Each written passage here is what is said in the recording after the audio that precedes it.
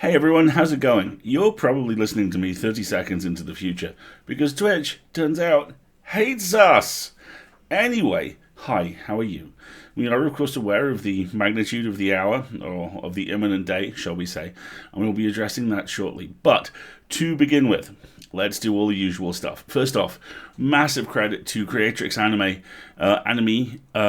for Long and Short, the fan art which opened the show today, and also to Compost Witch, who threw a prompt involving a certain accidentally parked shipping ship at me earlier, and things have happened in their Twitter feed. What? Yeah, Mr. Meredith is over in Compost Witch's Twitter feed this morning. Oh. Yeah. Oh, really? Yeah. Mm-hmm. Now, some exciting technical news, and by exciting I mean, Yes, we are currently exactly. down to one camera. We don't know why we're down to one camera. We had 2 functional cameras 2 hours ago. There's no logical reason we should be down to one camera, but it seems like I will be a disembodied voice for your entertainment this evening. I'm afraid. So, Marguerite is going to be occasionally a disembodied voice. However, I believe we talked about you reading the introduction and one of these stories on air. Yeah, so I might have to scoot on over when we come to that. There might be some old school hot desking going on. Yeah, apologies, everybody. Marguerite's beauty killed Hey it. now. Yes, it did. Hey now. Hey now. For those of you joining us for the first time, hello, my name is Alasdair. You probably know me as the voice of Peter Lucas from the Magnus Archives, a very good podcast that concludes epically tomorrow. Well, To my immediate left, not about really. 8 feet away, is the incredible Marguerite, who normally you can see, but... Yeah. Sorry, everybody. I get to be I'm the ghost in the chat this evening. Ghost in the Shell, Ghost in the Twitch. The plan, The remake of Ghost in the Shell. without, racial appropriation. Yeah, that would be good. Definitely. Anyway, Oh, we have some new folks in the chat as well tonight. Thank you so much for joining us. Thank We you so much. appreciate it. Yes. I'm waving. You just can't see it. thank you so much for joining us, and I'm really glad that you spoke up when you did, because my next job is to explain what you're going to get for the next couple of hours. Which is a bellyache. Basically, we do 3 things across the course of this show. The first thing is an introduction, which is an opening monologue, normally written by the magnificent Nate Crowley, who is a video game journalist, amazingly talented author, and basically our house band. And tonight is no exception, let's be honest. And you'll get one of those in a moment. Then there'll be a brief discussion of what's new with Alasdair this week. And then a reminder of the fact that this is a Magnus no spoiler zone, although it's a little bit academic this week. But this is the last time we will have to remind everybody that, of course, not everyone is contemporaneous with the Magnus Archives, and that, as most people in the chat know, tomorrow is episode 200, the final episode. So we would ask that you don't discuss Magnus spoilers this evening. Don't worry, next week I'm sure we'll set aside a portion of the stream to be the crying floor, and we'll all have a good old cry. Yes, indeed. And then from there we will go to 2 stories. They're both written by the amazing Xander Odell, who is a very good friend of ours and just incredible author. I'll read one. I think Marguerite is planning on reading either the other one or the introduction to Xander's Anthology because that Marguerite wrote. I forgot that I wrote the introduction to this collection for Xander. So I'm gonna make Alasdair scoot over on screen and I'll read it. And then we will attempt to play some more Valentin, should the frame rate and our fickle Twitch gods. I checked the game earlier and it worked just fine. Yeah, that's like saying reading the Latin will have no lasting after effects. Or that you couldn't get a giant tanker truck. I mean, what is a truck? It's basically a ship with wheels. You couldn't get a giant tanker ship stuck in the Suez Canal. You mean the shipping ship? Stop that. Stop with the shipping ship thing. I'll read the tweets. Don't think I won't. Really? I'll read them. But you've got an opening monologue already. Let's get that first. And so, without further ado, this. Well, perhaps with a little bit more ado, like a miniature amount of ado. A mini ado. A mini ado. Shipping ships. Shipping ships in the shippy ship. Hearthstone Battlegrounds is the mind-body problem, just with exploding wolves. Can't make an omelette without bursting a few wolves. By Nate Crowley. The main problem I run into in trying to write entertainingly about Hearthstone for a general audience is how incomprehensible it is to non-players. This was brought home to me the other night as my mate Rue and I were waiting for the third member of our tragic Age of Empires 2 guild to join us for a game, and I started up a round of Hearthstone's Battlegrounds mode to pass the time. After a while, Rue became curious about my constant guttural cursing and asked me to pop the game onto Discord's telly mode so he could watch. Now, Rue used to play a lot of Hearthstone, and although he'd stopped before Battlegrounds was launched, I figured he'd be able to intuit what was going on. He was not able, as it turned out. "This is like a vision of hell," he said quietly, after watching a couple of turns play out. "Hell," he added a few moments later, "as perceived by Gimli." Why is it hell as perceived by Gimli? We talk about what a wretched, hapless figure Gimli is quite often, you see, and so invoking him lends an element of pathos to any condemnation. Don't be pissing on my dwarvies there, Nate. Watch it. Rue was justified to say so, mind. Battlegrounds, or Gimli's Hell, as we indeed now call it, is a visually exhausting business. In the latter turns of a round, the field of play consists of a dozen or so garish, gurning fantasy monsters, trapped inside gilded ovals and lined up in 2 rows. As a fight begins, they immediately begin smashing into each other. There is a racket of snarls, shrieks and groans as they die, underscored by discordant, parping war music. It all lasts less than a minute. When it is over, whichever creatures have not burst in the indignity savage their enemy's master. There can be 16 or more fights in a round of Gimli's Hell. In between them, the inhabitants of this grim Valhalla rematerialize in a trading screen, which purports to be a pub, but is, for all intents and purposes, a slave market. With yet more crashing and yelling, they are bought, sold, and forcefully merged with others of their kind to form brutish conglomerates, all while coins careen desperately round the screen like flies in a bin. But then a burning fuse hisses, a clock ticks, and with a final burst of slamming and banging sounds, the action switches back to the combat screen. The tortured monsters must smash into each other all over again, repeating the same garbled roars as they charge and the same baffled howls as they die, like a load of emotionally broken Pokemon. Oh, quick aside, good old Robert's pub. Robert, the pub master, is an inveterate liar who always tells you he thinks you'll win, even if the only minions you buy are deeply ill frogmen who are begging to die the second they hit the deck. Also, as you can see in the image included, there is a freezing mechanic, so you can forcibly refrigerate those beasts you can't afford to subjugate in the present turn.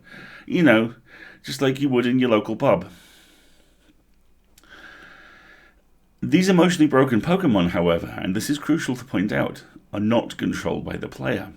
Your job is merely to assemble their ranks before each fight. After that, the chains which bind their will are passed to the game, which orchestrates the massacre as you watch on. Powerless. A vision of hell indeed, to which the sweating panda is the only sane response.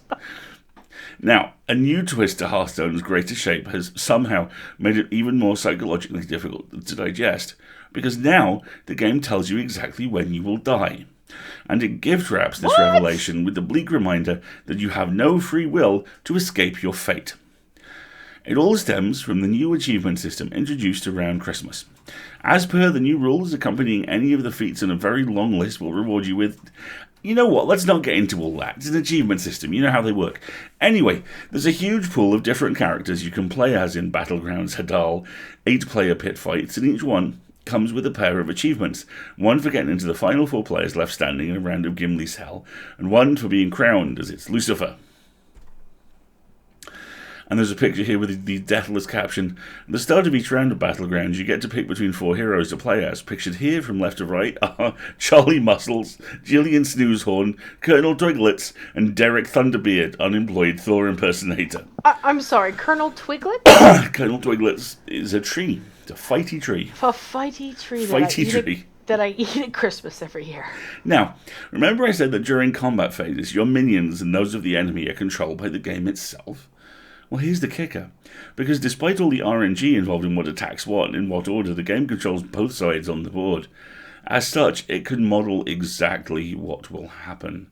Even before the first hoarse cry of hate sounds from a bulbous pirate's throat, it knows the outcome of the fight and, consequently, which player will have their health chunked down by the survivors of the opposing team when it's over. Sometimes, This is welcome. Say you are battling as Colonel Twiglets, the battle in Beech Tree. You have done well with your row of seething wolves who burst and release spiders. You've made it to the point where only 6 players remain from the original 8. Now you are up against Gillian's Newshorn, the narcoleptic dragon, however, and you don't fancy your chances. Should also be pointed out there is a piece of art here of Colonel Twiglets, which Nate has photoshopped shades and has gone onto with the speech bubble. I'll end your life! But as the combat phase starts up, a little pop-up barks, "Beach, please." Oh my! Might have to try that one again. I'm sorry. There may have been spit. But as the combat phase starts up, a little pop-up barks, "Beach, please!" in the corner of the screen, and you hit the sweating panda emote with relief.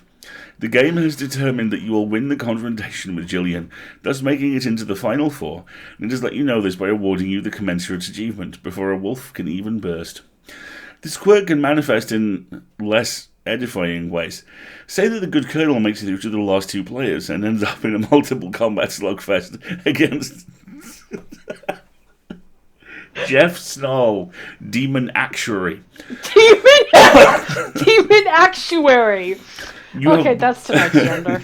You have bought the absolute shit out of every wolf going during the pub phase. Those growling gits are packed so full of spiders they're fit to burst, and indeed, that is their sole duty.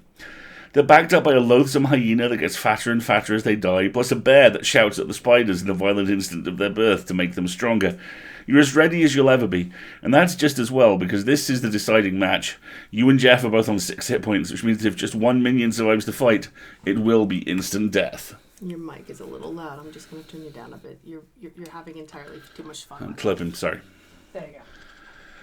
But as the fight kicks off, you notice there is no jaunty pun in the bottom left of your screen. No bark worse than your bite. No leave him, he's not worth it. No time for you to log off. What? Nothing.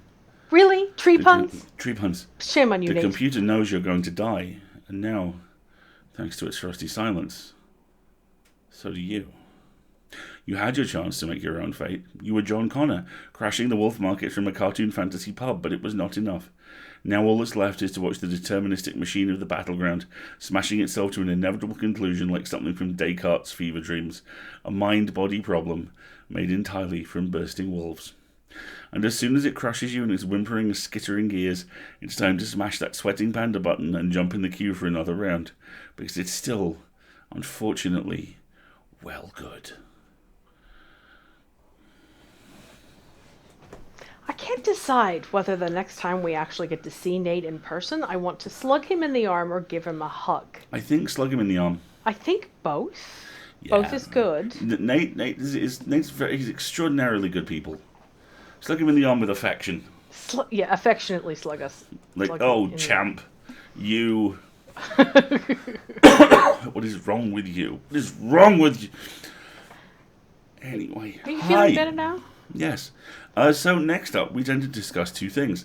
The first is we remind people that this is a no Magna spoiler zone. Chill.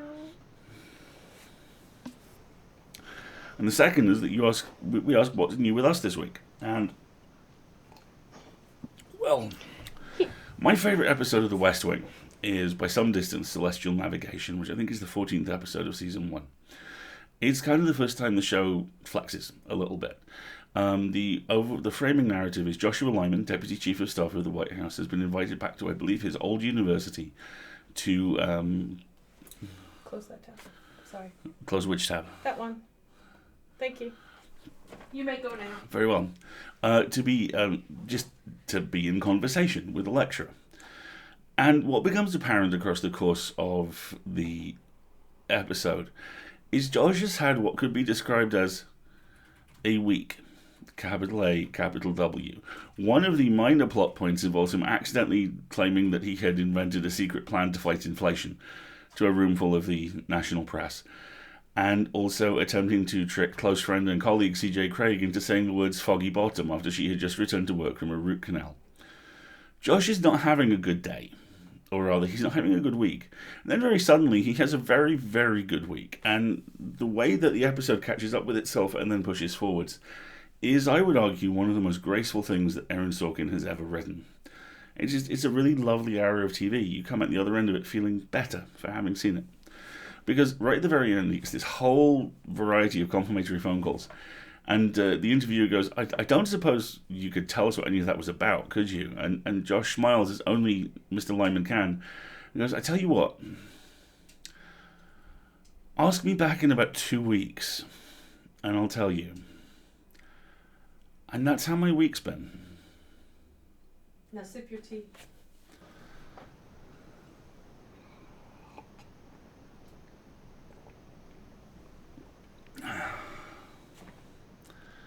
So should we read a story? Well, should we talk about who Xander is first? Yes. First, though, we also have to do one other thing, which I'm very excited about. Hang on. Of course. I'll be right there. Of course. Oh, Wendy has excelled. Excelled. Show them the boy. This is Chungus, for those of you who are new. Hold on. Do the six-pack shot. Seriously? Chungus is our sourdough starter. He has a wardrobe larger than mine. No, it's not larger than yours. Let's be. It's getting there.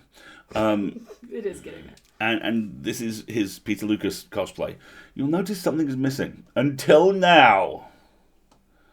Bum bum bum bum bum bum bum. Wendy made Chungus a hat. Captain on deck, And yo. it's on a little magnet, so I've been playing with it constantly. And it is adorable. So his outfit is now complete. Yes. I'm very happy. Thank you so much, Wendy. So let's introduce you to Xander Odell. Xander is a very good friend of ours, actually. We gotta do this properly now, don't Yeah, yeah, we do. Alright, Coming over. I'm not gonna be able to push any buttons. Well, wait. Push my buttons anytime. Heyo! Wrong side. Okay, you go that way, I go in front. Yeah, exactly. Excuse us, we're gonna rearrange things. There's my buttons, and there's your tea, and there's my book, and here's my tea.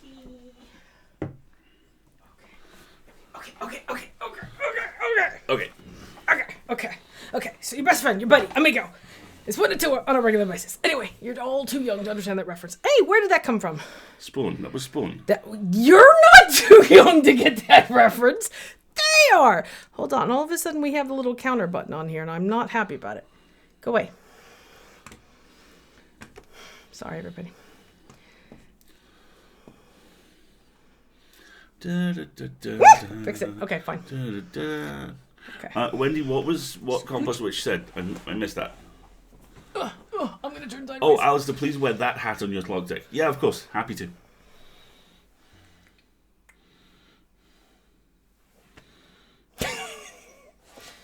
Probably put it in my hair if I tried.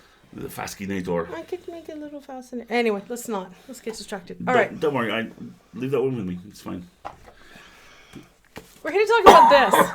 We're just doing it very, very, very... Hi. How are you? I'm just going to put the book in front. And they shall call me Bookface. Bookface. This is Godfall by Xander Odell. It is a fantastic collection, their first collection of short stories. And you want to talk about Xander a little bit first, or should I just read the introduction? Xander's a good friend of ours, who, like many good friends of ours, we ran into via escape artists, in that they started sending us stories. And we started buying them because they were really good. Because they're all good. There's a lot of Xander's stuff between Pseudopod, Podcastle, and Cast of Wonders. I believe Xander has now done all four. No, I don't think Xander's had an escape pod story yet. I have to check though. But what was I gonna say? The two stories that we're gonna read tonight are also have already been podcast as well, so you can check them out with different narrators if you want to. Tim Meredith doesn't think you can pop tarts in the UK, or knows you can get them, but they try and keep them secret or something. Oh, should I go get them? I bought 2 packs earlier He bought today. 2 boxes earlier today. I just haven't had time to take him out of the bag yet. But tell Tim he needs to go to Iceland. Iceland has Pop-Tarts. Maybe emphasize hurriedly the store, not the country. Okay. Shall I read the introduction now? or do you want to talk more? I think you read the introduction now. Okay. So I'm going to read the introduction. And then we've picked 2 stories. One is from this book, which is a fabulous book.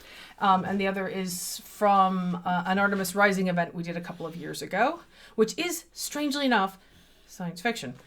And then we'll talk a little bit more about Xander's other work. And get to put a link.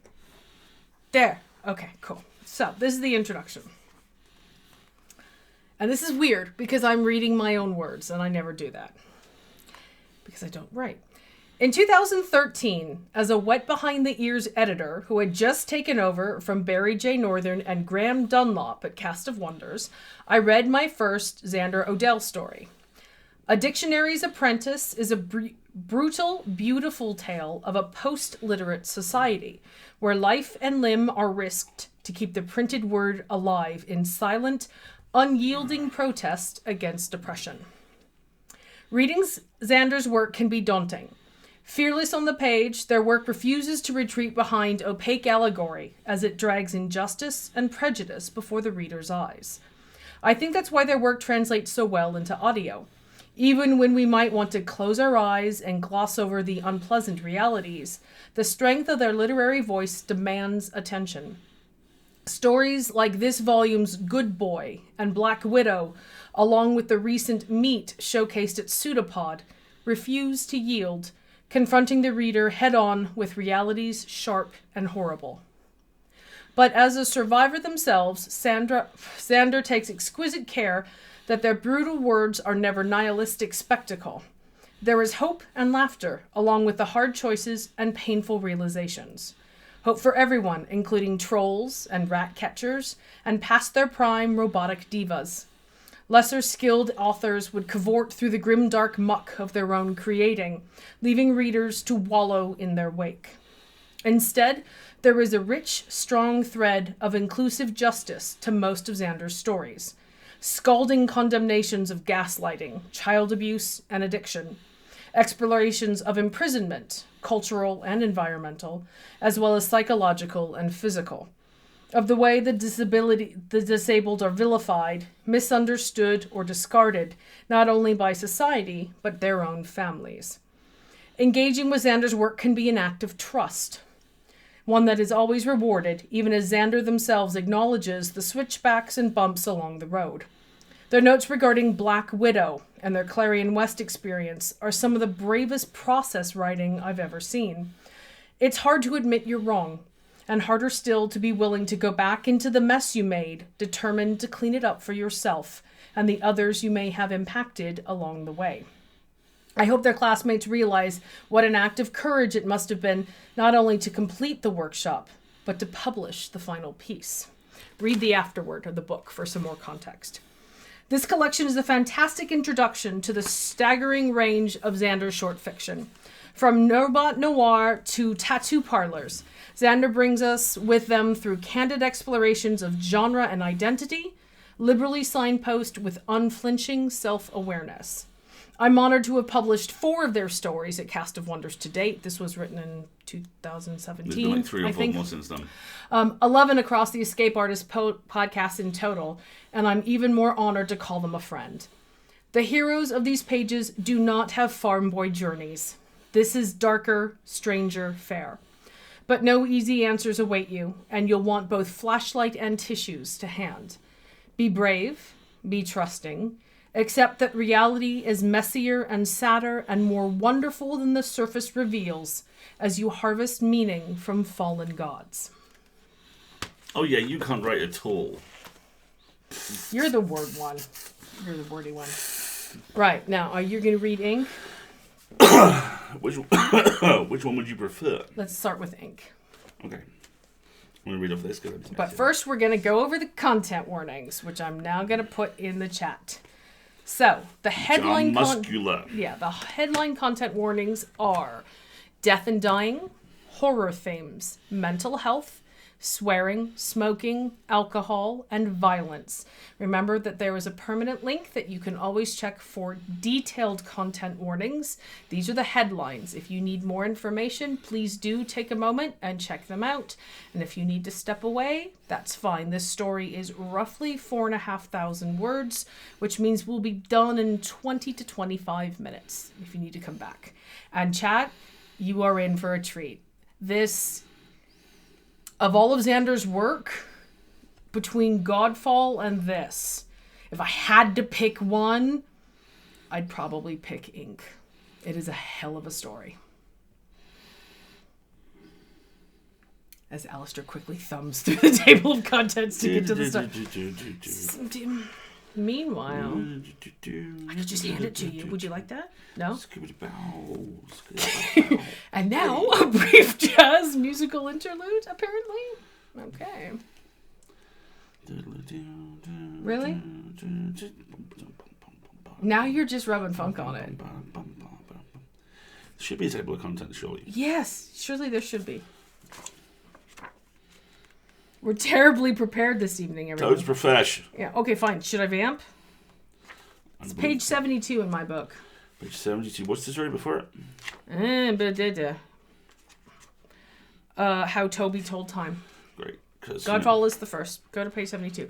Speaking of Godfall, it's the story this book is named after.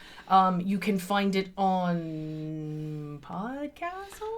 Yes, you can. You can find it on Podcastle. Read by. Narrated by Anson Mount, a.k.a. Captain Christopher Pike from Star Trek Discovery. He does such a good job, too. Oh, God. Let's talk about voices. You know I love you, but voices. I know. I know. We are not well prepared with this. Yeah. Almost at keep scrolling. So yeah, do check that out if you like. There it is. And then we'll talk about another one of Xander's stories, which also has a celebrity narrator, but has a whole lot more content warnings in a little bit. So I'm going to scoot out and give you the camera, and I'll be back. Chocolate hobnobs to dip in tea. Nice. And also a good reminder, now is a very good time, if you are going to stick around for the story, to get comfortable and take your meds, make sure you're fully hydrated, make sure your pets and everyone in the house is good to go, and do what I just want extra credit for the fact that I did all that. Was Wendy was saying, yeah, I'm sorry, yeah, we're all voice actors cheating on you with Anson Mount. Sorry, Alasdair, I don't make the rules. That's okay. His wife's lovely. I'll let her know. And, you know, I wouldn't blame you. And Combos, you have nothing to apologise for. That was wonderful. Thank you. Ink by Xander Odell. A woman stood at the tattoo parlour's door. Small, damp from the storm. Hair dishevelled and slightly askew. We've done content warnings, right? Yes, we have. Cool. Comfortable in her clothes, not her skin. The sight of her made Tiger's chest itch and his tattoos tingle. He turned down the stereo. Can I help you with something? The woman looked at the shelves stuffed with pattern books, the posters of half-naked men and women displaying their tattoos and piercings. Is this Stars and Stripes ink? Her voice had a touch of falsetto. That's what the sign says in the window. She brushed aside her bangs, tugging her hair back into place in a way Tiger supposed he wasn't meant to notice. I would like a tattoo. She smiled with suspicion and hope, an expression he knew oh so well. Tiger dog-eared his page and set the magazine aside. What do you have in mind? Like he had to ask. He stifled the twinge of jealousy and rubbed at the scars below his nipples, all that remained of his breast. Straightening her shoulders, the woman walked up to the counter and handed him a folded sheet of white paper dappled with rain. Tiger spread the paper on the counter and considered the picture. A coiled Asian dragon with a lion's mane, pearl clutched in one claw, lightning in the other, vibrant colours and sharp, decisive lines. Hyper-masculine, all claws, teeth and attitude, not at all like her.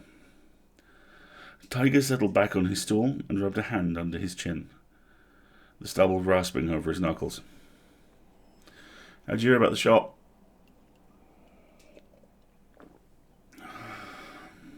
She blinked. Hesitated. From friends. I don't answer my question. Who? The woman looked at the counter, the posters anywhere but at Tiger. Finally, Gwen Winston, she said you did excellent work. She looked at him out the corner of her eye. I've never seen it. The tattoo, I mean. The last one came out in a rush. On Gwen. You wouldn't. Gwenny was good people, one of his first special customers, when he opened the shop. I didn't mean to insult you, she flushed. Something that sounds too good to be true usually is. Gwen didn't think so. Tiger waited for that to sink in before he tapped the picture. Where do you want it? She pressed her fingers to the Formica countertop until the tips were pale as bone. My back. My upper back. How much? Tiger kept his gaze on her face, looking, seeing. She wasn't starving, but didn't have a lot of money invested in her clothes. Probably lived paycheck to paycheck if she could find work. Lived off friends when she couldn't. Still, the guy had to eat, and he had signed a new lease last month. 2,000 cash, 2,500 if you pay by card. The woman winced. For a tattoo? He shrugged. Cheaper than you find anywhere else. She slipped her hand into her purse. Do I need to sign something? And do I need to wait a minute for Twitch to catch back up? We seem to be dropping frames again. Yeah, I was just noticing that. Shall we give it a second? Why don't we go to a technical difficulties screen for a moment and give it a chance to catch up? We're going to go to technical difficulties for a second, folks. If I can. Hold on.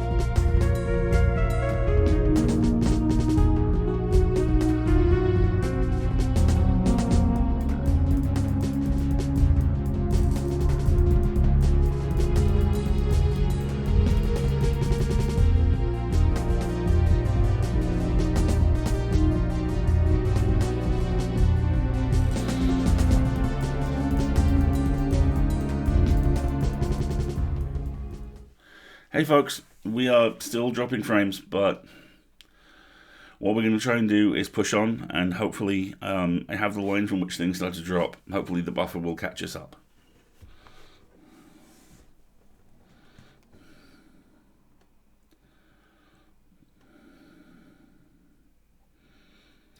I didn't mean to insult you.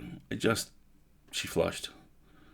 Something that sounds too good to be true usually is. Gwen didn't think so. Tiger waited for that to sink in before he tapped the picture. Where'd you want it?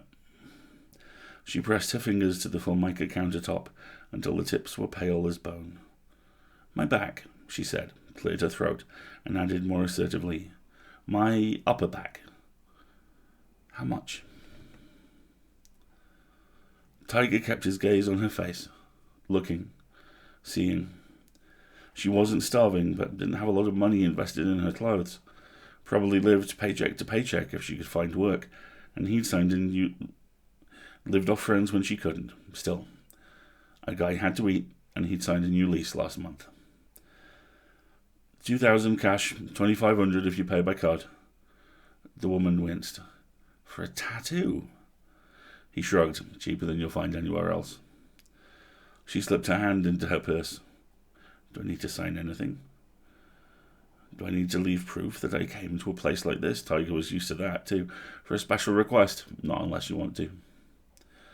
Her hands trembled as she pulled a flat red wallet from her handbag and counted out a stack of tattered bills. Tiger stuffed the money in his jeans pocket. Why don't you take your coat off? I'll get the things ready. Prep was easy. Normal. Tiger scanned the picture, made a couple of copies at different sizes. He presented them on the counter, tapped the larger image. This one's got the best detail with the fangs and the scales on the tail.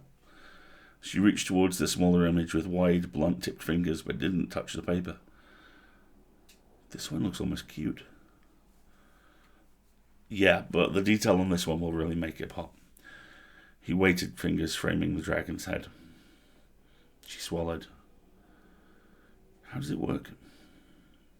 Tiger ran his thumb over the mane. I tattoo the design. It takes away everything you don't want. The woman frowned. The expression did nothing to soften her jawline. Just like that. Just like that. But how do you do it? I mean, that doesn't make any sense. Tiger snorted. I don't understand how a nuclear bomb works. They're real. She crossed her arms over her chest. I can ask a nuclear physicist how a bomb works and expect a full answer. A challenge. I demand to know why she should believe him. Tiger put the money on the counter. No hard feelings. Have a nice night. That caught her by surprise. She stared at the wad of green. He hadn't played the game. He should have balked or sweet-talked or lied. His parents used to do it all the time. The clock flashed from 1 minute to the next. The woman tangled her fingers in the front of her skirt, then smoothed out her wrinkles, a gesture straight out of a romance novel. All right. I'm ready. Rocket. I'll make the stencil, have a smoke, wash my hands, then we're ready to go. And drink some tea.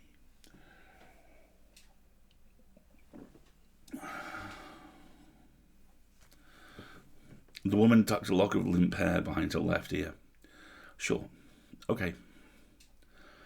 Outside, the storm had blown itself out, and the parking lot asphalt reflected the streetlights in twisted rainbows. The air was sharp with car exhaust and Mexican night from the beer pit 2 doors down.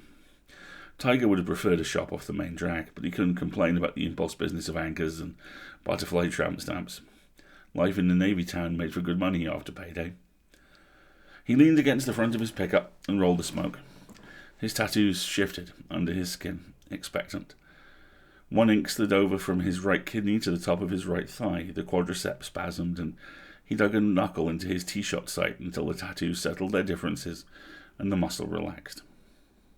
Crowded real estate down there, and pretty damn tender when ink fought ink for display space.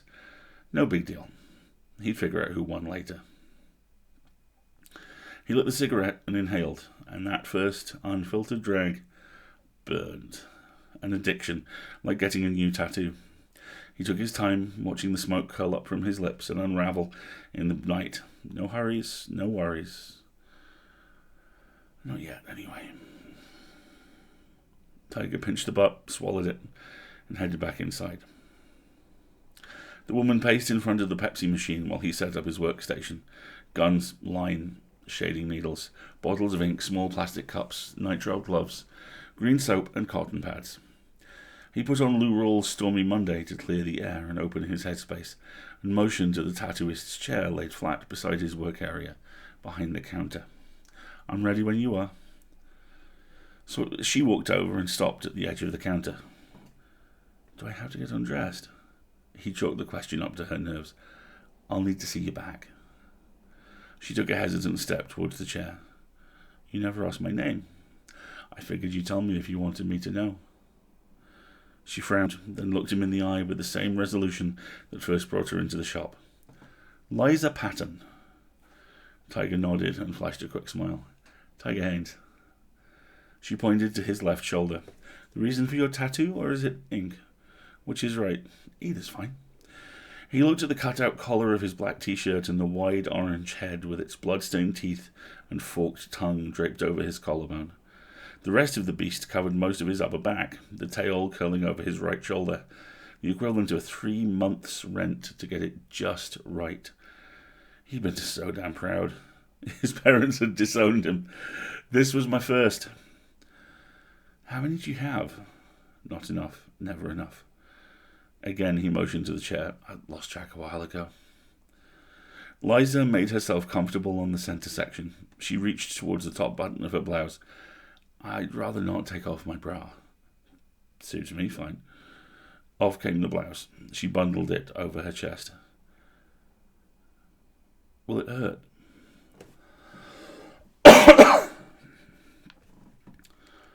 Tiger noted the piss-poor repair ink on her right shoulder, hints of a word under the bloom. He'd also noticed the 2 thin pink scars under the bangles on each wrist. He pulled on the gloves, smoothed the fingers in place. Will it hurt? That is a hell of a question. Some people handle it better than others. No, I mean, will it, hurt? No mistaking the fear beneath the words. Tiger's tattoos twisted and twitched with memories. That all depends on you. Did yours hurt? In more ways than one. Like a bitch. Lisa nodded and wrapped herself in silence. Roll your shoulders in. Lean forward a bit. He pulled the straps of her lacy black bra over her prominent shoulder blades. Moles dotted her back, some spreading hairs like spiders, trying to escape her skin. All low enough they shouldn't be a problem. He washed her back with antimicrobial soap and followed it with an alcohol wipe. While that dried, Tiger filled a disposable cup with rinse water and the ink caps with individual colours. The 3 S's: sterile, separate, single use. His work area had the sex appeal of an operating room. Nothing like the cool tattoo parlours he'd seen on cop shows growing up. That suited Tiger just fine. He preferred health and safety. He'd leave cool to the ink. And take a pause there and ask how the stream is doing. From what I can tell, it seems to be stable and catching up a bit, which is nice.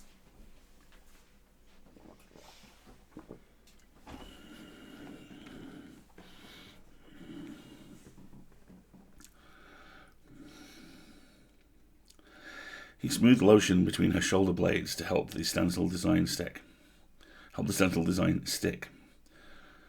You shaking? You cold? Liza made a sound like a laugh. Excited. Good. He positioned the stencil on her back and smoothed it with the edge of his hands. Slow count to 10, and he pulled the thermal fax paper away, leaving behind the design in cartoon-bright purple lines. Tiger leaned back to consider his work. He gestured with a hand mirror towards a mirror on the wall at the end of the counter. Go have a look. Tell me it's beautiful or I can move it. Liza shook her head. Whatever you think is best. That's not how it's fine. I trust you. Big words for a small voice. You sure about this? It's going to feel kind of fucked up when things get going. Liza nodded. I'm sure. Been sure for years. The lady knew what she wanted. Tiger dipped the linework needle into the ink cap, tapped the foot pedal, and drew black ink into the gun's reservoir. The tiger tattoo purred like the hammering rumble of the coil gun. All right, then. He brought the needle to the topmost purple line of the mane and pressed the foot pedal. He laid the ink in one delicate, precise line at a time.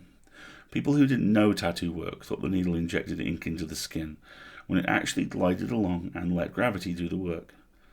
This part of tattooing, the line work that defined the piece, this was why Tiger learned how to ink.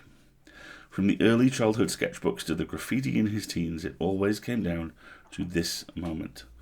The stroke of ink on a willing body. Everything else, just gravy. The tiger tattoo watched him work, licking between its clawed toes. Liza didn't move. At the first touch of the needle, she became stone for all that her heart raced beneath his hands. Only once did she make a sound, a whimpering sob, the first time the needle passed over her spine. He refilled the reservoir as an excuse to pause. When she made no other sound, he continued.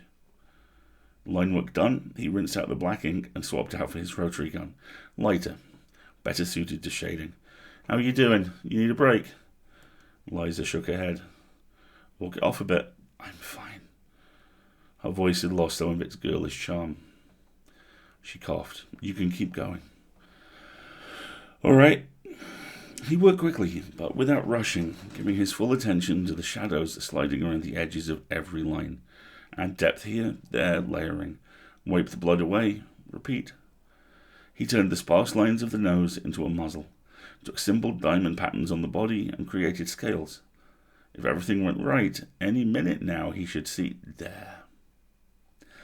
The dragon shook out its mane and turned its head to watch the tattoo gun. Tiger slowed down, adding detail and gauging the dragon's strength with every refill of ink. He both loved and hated this part. Years ago, he had screwed the pooch on a special tattoo of a fancy teacup and saucer on the shoulder of an older man, gotten so high on the inking that he ruined the design. The guide stormed out in tears, refusing a repair, a second chance. Tiger often wondered what happened to him, if he'd gone back to living a lie. Wondered at moments like this, in fact. He rinsed out the black ink and slid his palette of ink caps closer. Hold still now. Shit just got real. Liza let out a tiny, mewling moan, but didn't move. Maybe she was braver than she looked. Tiger sure hoped so. A darker green first to bring out the shadows. Tiger took a deep breath and touched the colour to Liza's skin. Sweet pain swept up his hands to his soul. Holy Mary, Mother of Jesus, the rush. The dragon rubbed itself against the needle, eager for colour. Demanded all the attention, all the awestruck wonder. It was the biggest, baddest motherfucker in the valley, and Tiger liked it that way. Nothing mattered but the ink, always the ink, the way the tattoo shook its mane and twisted its tail. Dance, baby. Another shot of scotch, around for the house. He rode the colours in the high until a sound slammed him back to the table. Sound. Crying. Who? Liza crying, muted sobs, cradling even softer words. No. Tiger's hands froze mid-curl of blue on the dragon's tail. His tattoos crowded his forearms until the skin was matte blank. More ink! All but the tiger.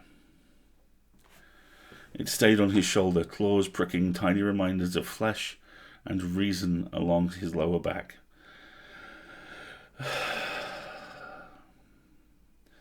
He took a deep breath, cleared away the taste of scotch peat and bitter ink.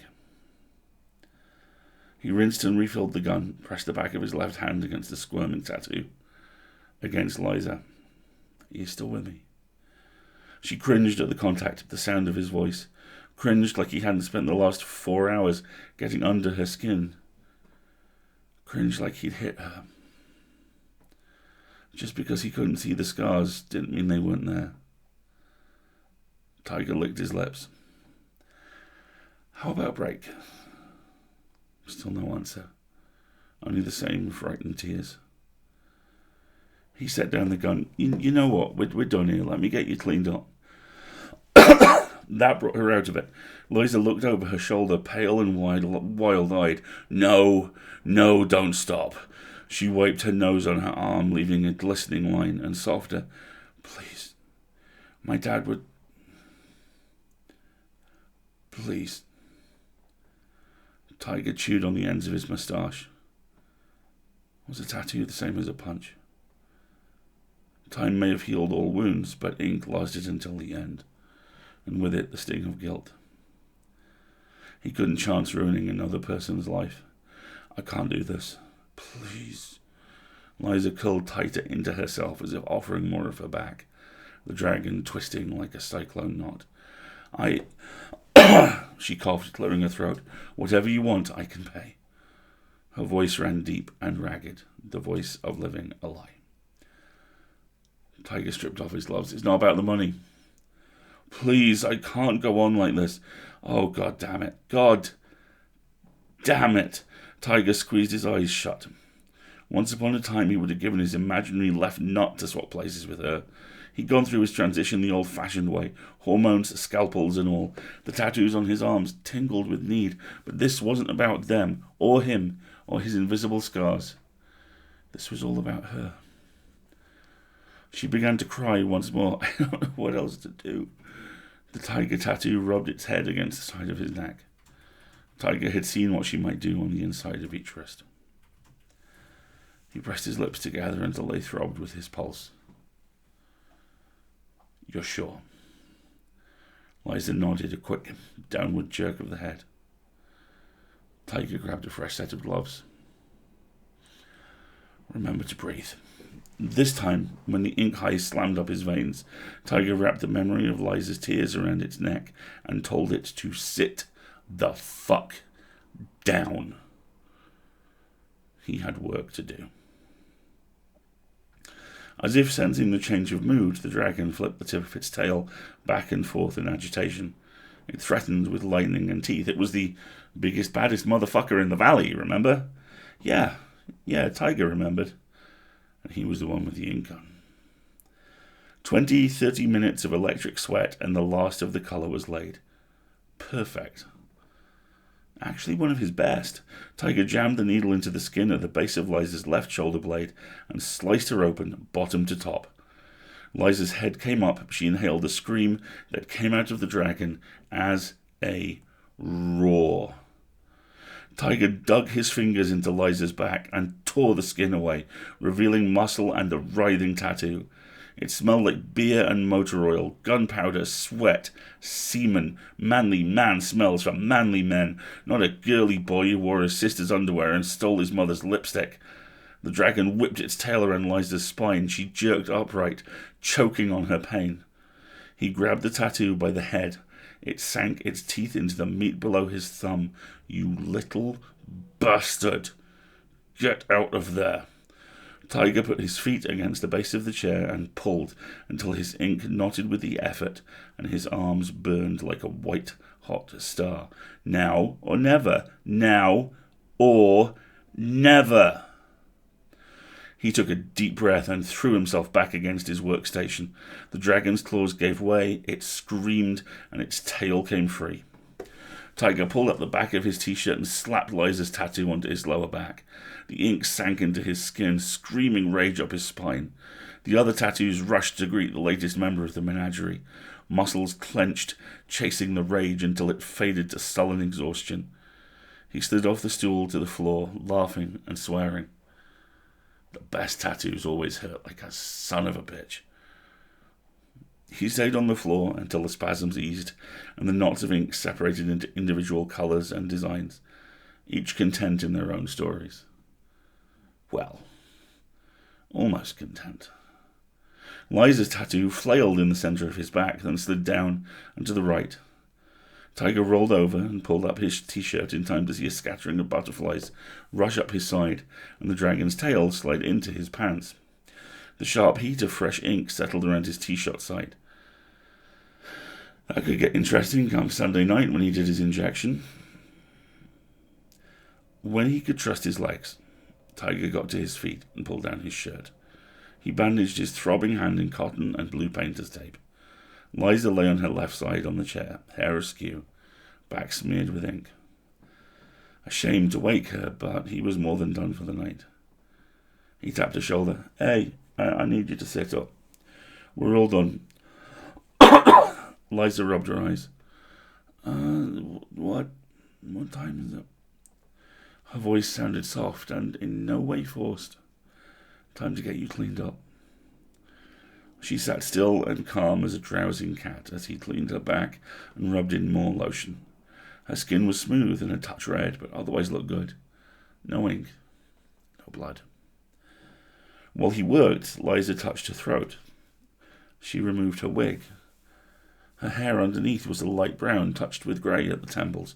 Short, but it would grow out. She ran a hand over her head. Wow, Wow.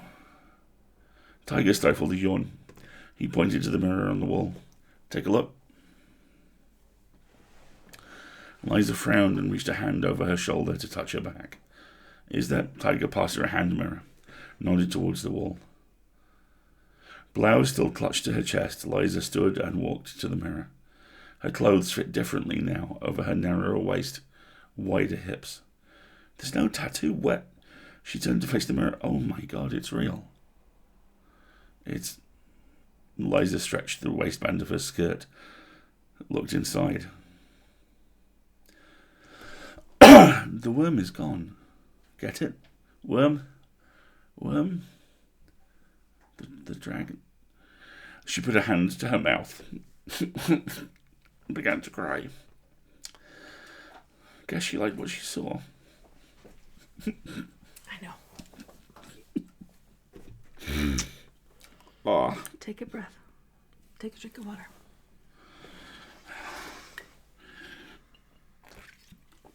Holy shit, Xander. I know. I love this story. Can you finish it? Okay.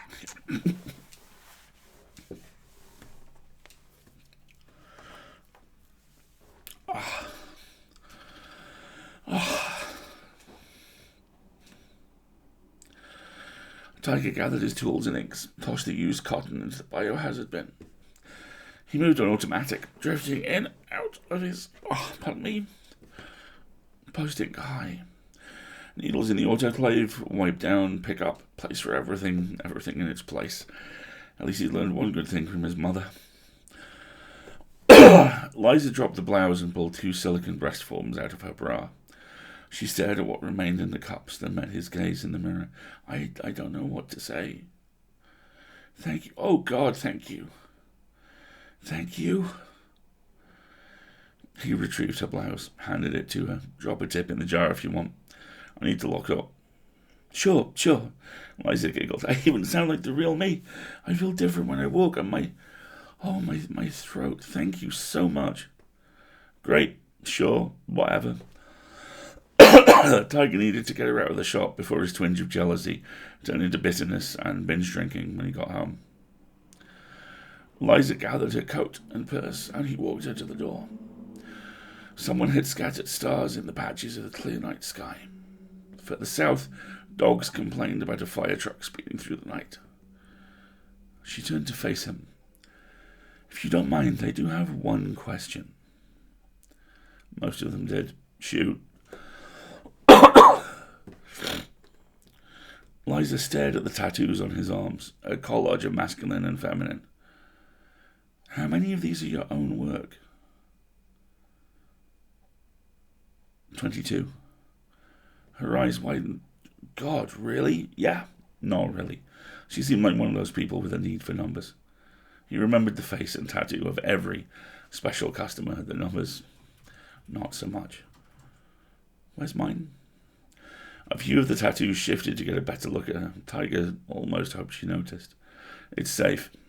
Liza searched his face, nodded. I didn't leave a tip, but I can't thank you enough.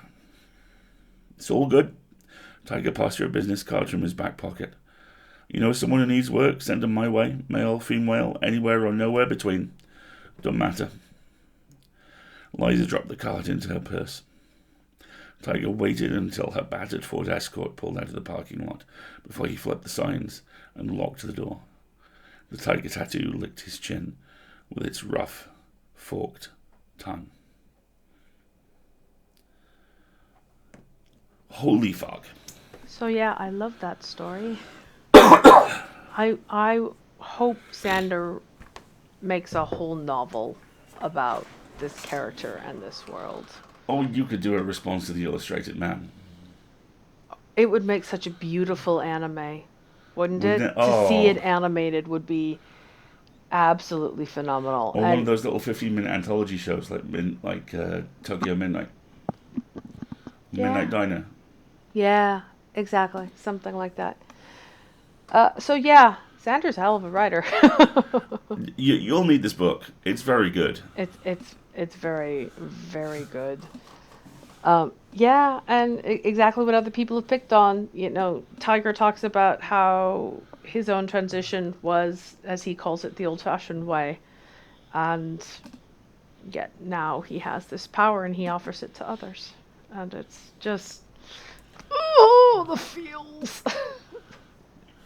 The feels.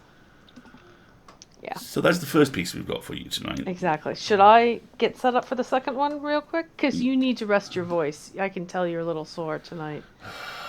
Yeah. It's okay. It's all right. Hold on a second. Give us a second while I come on over. All right. You want to scoot? scooch? Yeah, I'll scooch. Do you want to just trade? You want to sit in the big chair? We'll trade chairs. Okay, go. Bring your pops out. Really? Yeah. That would be nice. You want a hot one or a cold one? That cold is fine. Here we go. Alright, my turn. Whee! Playing musical chairs. And I've got the headset on, even though this is the microphone I'm talking through. So it's just going to look a little weird. Alright, so the next story we're going to do is not actually in the book. It was on Cast of Wonders. And I have to open it up. He's okay.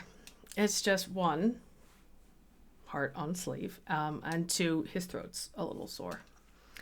So that one's rough. So the next story we're going to do, also by Xander, is called The Absolute Temperature of Outer Space. It was published in Cast of Wonders in 2017 as part of an Artemis Rising special. I do not have it to hand. Mods, can I bother you to refresh the content wordings in the chat, please? I believe this one specifically is. I'm gonna find my link and I'm gonna riff while I do so. So the content warnings for this story are loading. Please wait. Death and dying. Death, grief, and a brief discussion of suicide.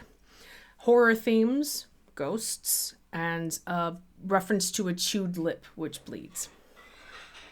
And I'm going to go shut the door because he didn't close the door and I can hear him rifling around with the plates. I think it'll be fine. Let's just read the story, shall we? The Absolute Temperature of Outer Space by Xander Odell. Dwanda watches her dad bound across the lunar landscape and shivers inside her jacket. The moon lifts him higher than anyone on Earth could jump and sets him gently down again, a kangaroo in a spacesuit.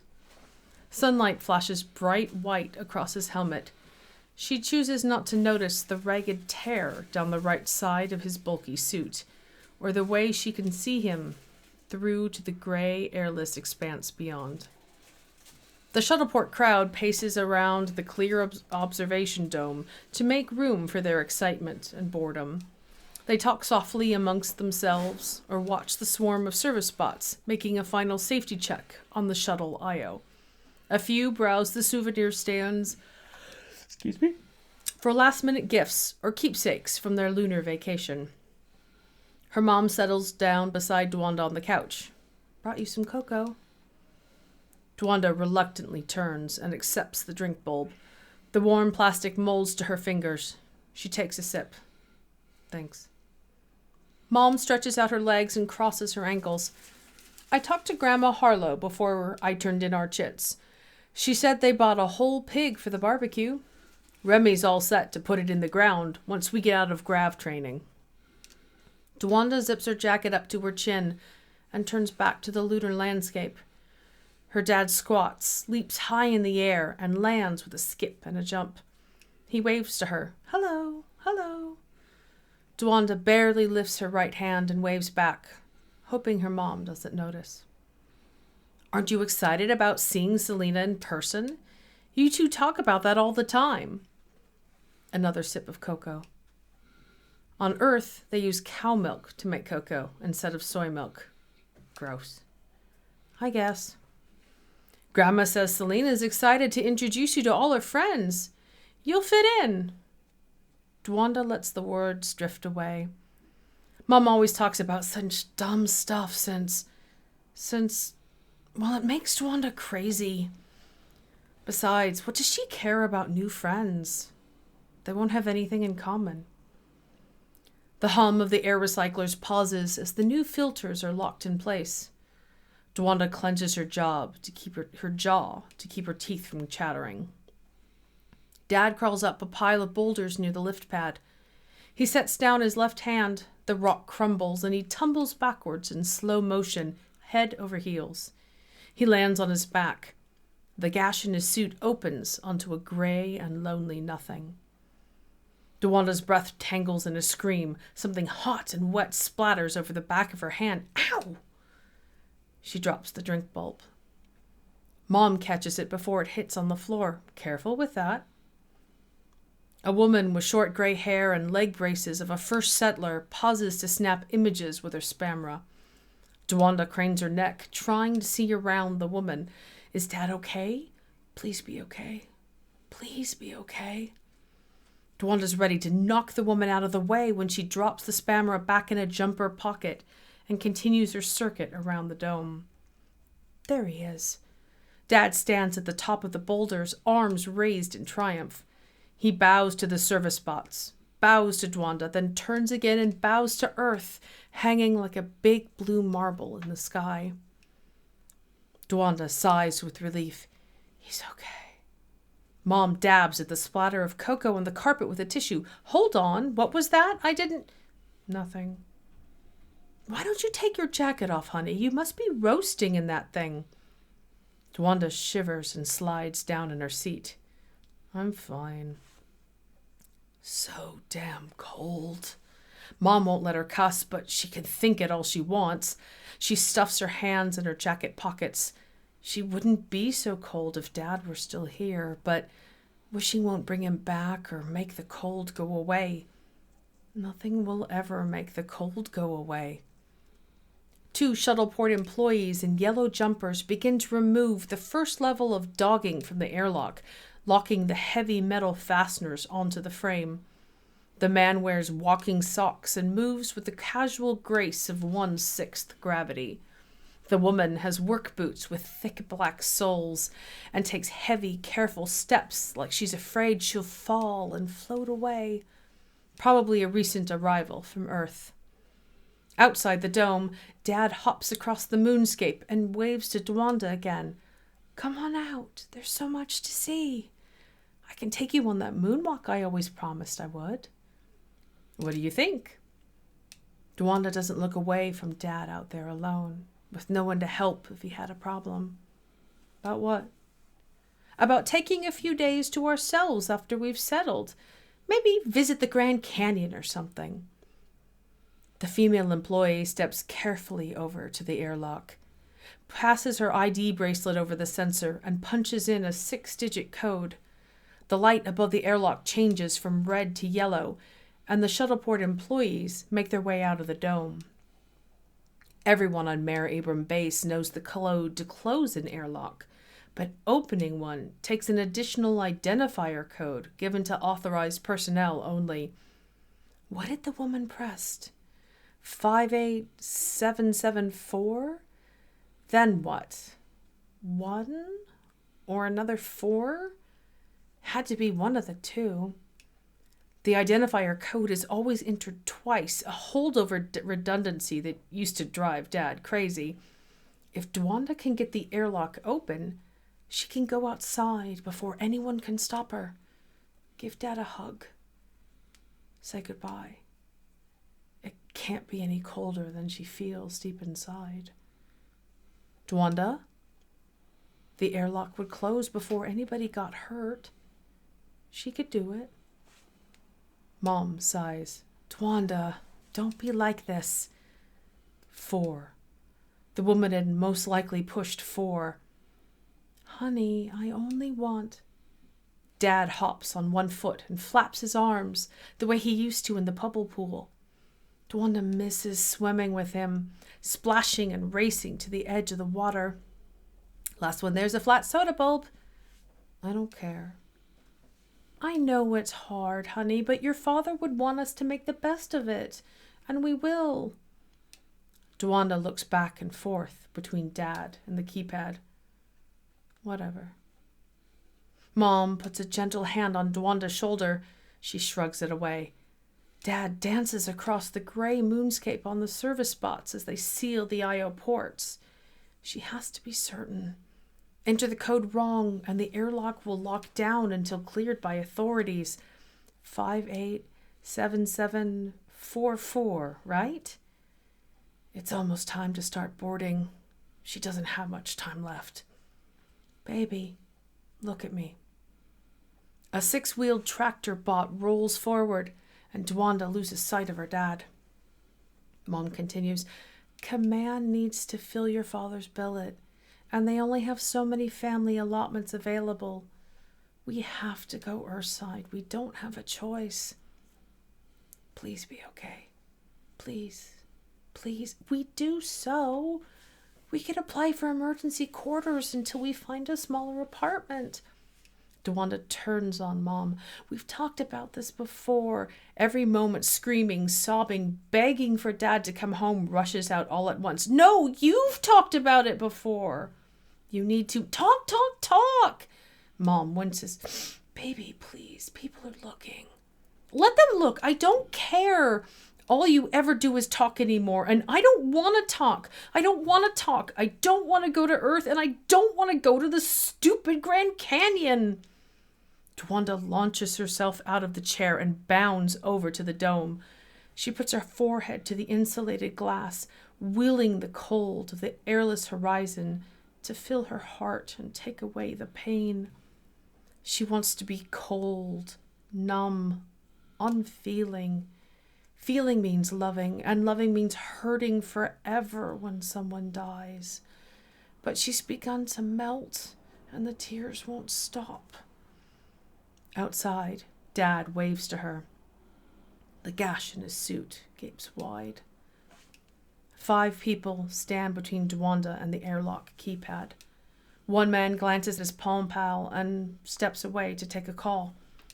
Dwanda wipes her face, takes 3 steps to the right. She can't leave Dad alone. He would start to miss her or forget her, and Dwanda can't bear to be lost to his memory. A woman cradling a sleepy baby returns to her seat. Dwanda wipes her face again and takes another step right. One hug. That's all she wants. The keypad status light flashes yellow, awaiting the final confirmation. 587744. Someone comes to stand beside her on her left. Dwanda moves a half step away before she realizes it's her mom staring out at the IO, picking at her eyebrows 1 hair at a time. Mom started picking after Dad died, making her brows swell and sometimes bleed. It's nothing, Mom would say before wiping her hands on her pants and changing the subject. Cold guilt settles in the pit of Dwanda's stomach. She wants to apologize for causing a scene, but the words can't make it past the icy fingers wrapped around her throat. They used to be a family. Now Dwanda can't do anything but stay in bed during night cycle and listen to Mom cry, wishing more than she'd ever wished for anything, that she can bring Dad back and make it all right again. Another woman wanders away, leaving 2 people. Dwanda sidles another step closer to the airlock. When your dad suggested a marriage contract, I had no idea we'd wind up on the moon. Mom says as an automated track tug maneuvers the IO into position. I hated it at first. You think the new arrivals look funny? You should have seen me. I look like a drunk goose. The last woman moves away from the wall, leaving only an elderly man standing between Dwanda and the flashing yellow keypad. She chews on her bottom lip. Warm blood slicks the tip of her tongue. Dad climbs onto the track tug and jumps onto the nose of the shuttle, a massive boulder of silicone and metal. Mom doesn't move. And we were so happy when you were born. You look like a little brown bean. We named you after your dad's favorite auntie. I told you that, didn't I? Yeah. Dwanda had even seen a picture of her great aunt sitting with her dad on the front stoop of his grandparents' house. Now I'm going back to Earth, but it's like your dad's still here.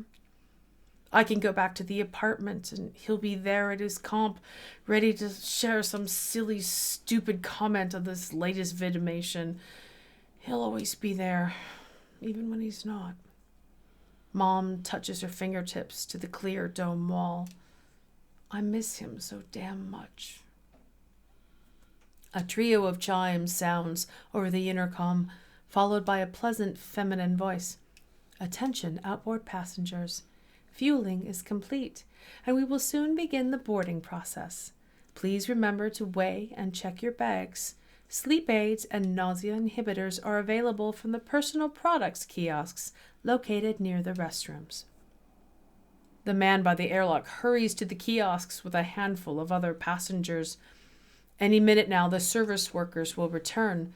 The bots will extend the boarding bridge from the airlock, and she'll lose her chance to get to Dad. I don't know what I'd do if anything happened to you, too.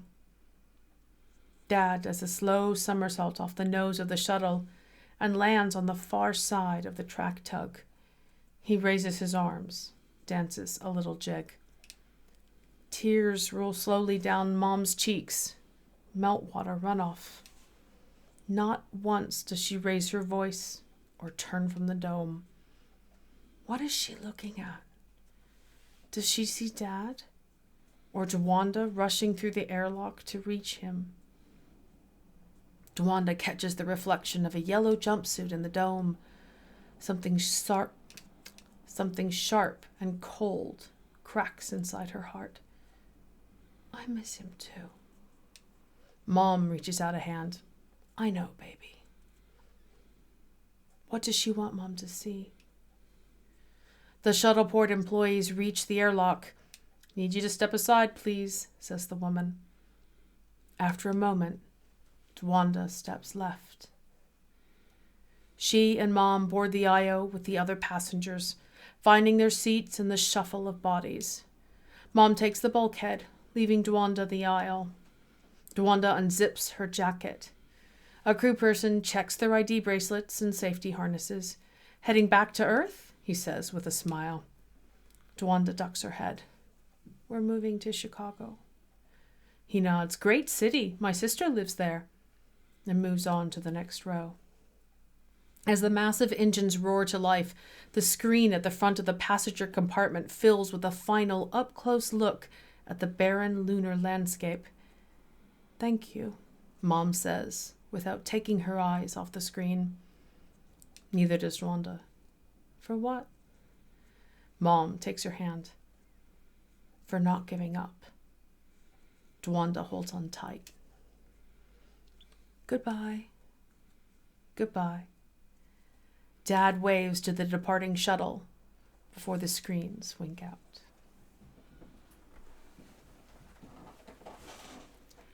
I love that story. I know. I'm getting a little teary again. I held it together. But yeah, yeah, exactly. You know what I mean? It's so sweet and it's so powerful and it's so logical. It's like, of course they're grieving. And of course they're grieving in parallel because teenage daughters and mothers and all of the feelings. All. Can open. Oh, okay, I'll scoot over. Here we go. That's better. Ooh, now I messed up the camera. Can open. Feelings everywhere. Feelings everywhere. We have got to get a rap silence emoji because the chat's been like dead for 20 minutes. I was like, did I break it? Is everybody still here? Oh no! Oh no! I've been watching your feed, and everyone's like, oh no! Oh, I know. It's such a wonderful story. I'm really happy with that one. It's not. Can you grab me the book real quick?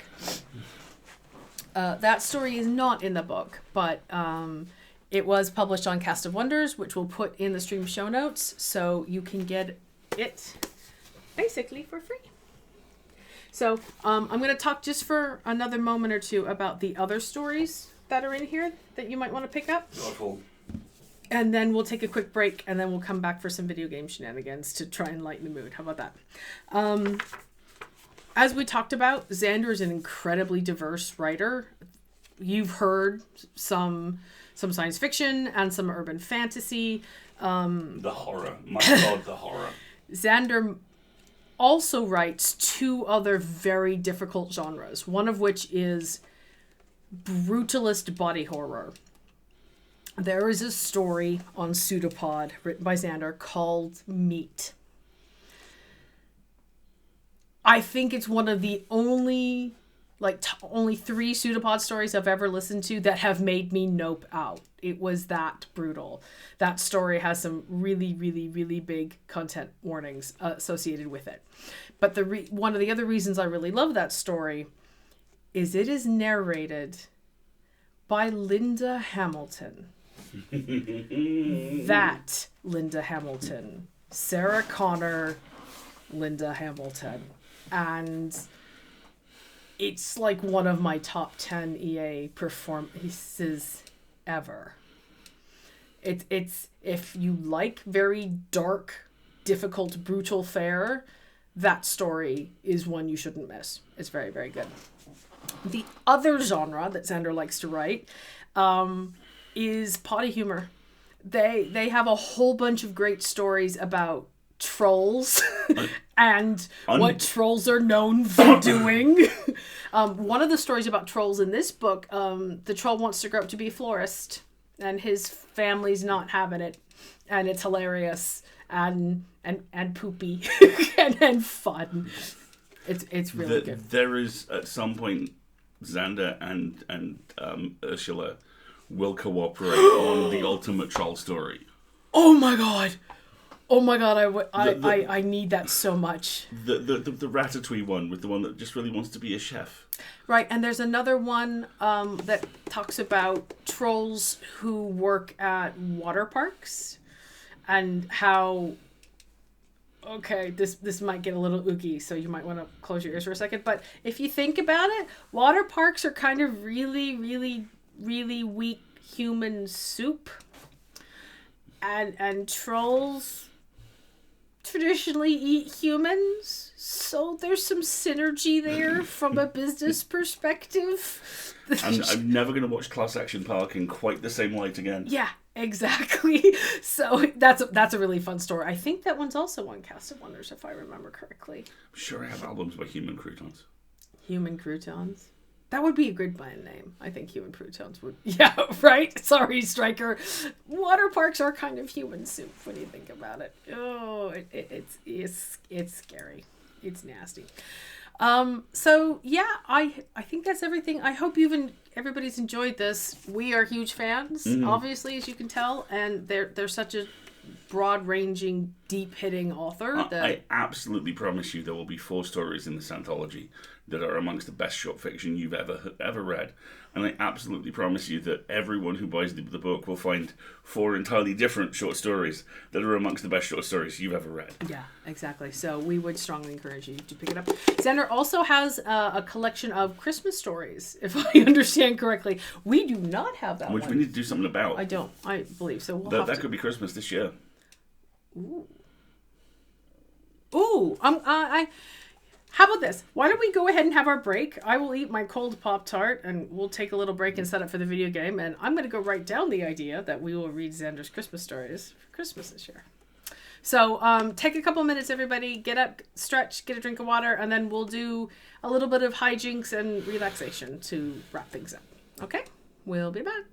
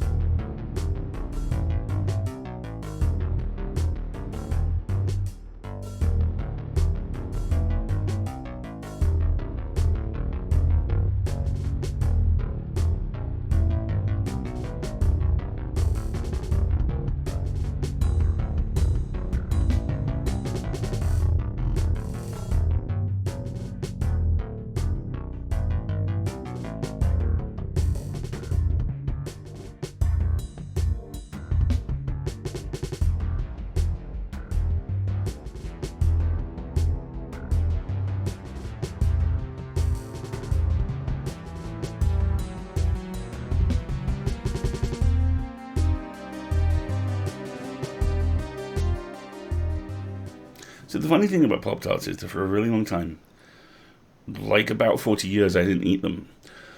And this was kind of the last vestiges of some of the foods which I just didn't have when I was a kid. Growing up in the Isle of Man, the only place you could get a burger was the chip shop. And why would you get a burger? Because you had fish and chips there instead. Pizza for me was first introduced as a concept as frozen half French baguettes with tomato sauce and cheese on top, honey, made from bird's eye. Food crime. Mexican food. Weirdly, I actually got a little bit of a leg up on, because going to university in New York, there was a really good New Orleans Mexican fusion restaurant. Because sure, why not? What? Yes. A what? What fusion? Say that again. Mexican or New Orleans. Yes. Okay. To be fair, there's a restaurant in Portland, Oregon called Jose Murphy's, which is a Mexican-Irish restaurant, and the joke of the owners was that the meeting was alcohol-related. There we go. The answer to the question of what is the best flavor of Pop-Tart is brown sugar cinnamon, followed, secondly, by frosted strawberry, and then there's everything else. And why frozen?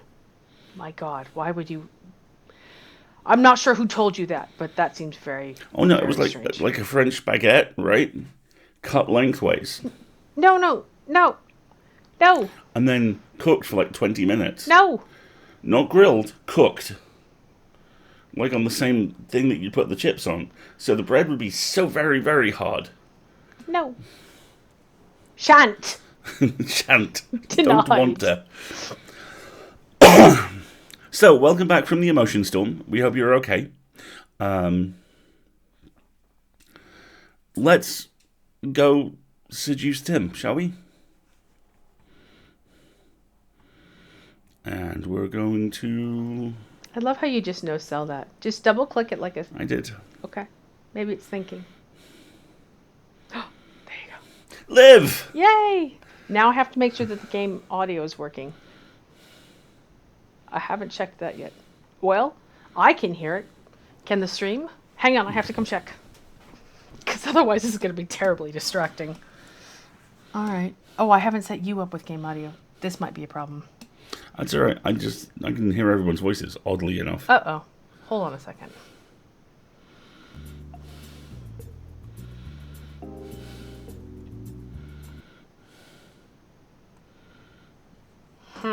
Hang on, everybody. Because otherwise I'm going to get to listen to Alasdair's game music, and you're not. And that would be sad. Where are your headphones? Composwitch and Mendels both saying we have sound. You have game sound? We have sound. And quiet again. Oh. Hang on. It was there, and then it went away. Do the thing you just did and then stop doing. I should have checked this at the break, is what I should have done. There you go. You have game audio. But, okay. So here's what we have to do now. This will be fun. Watch this.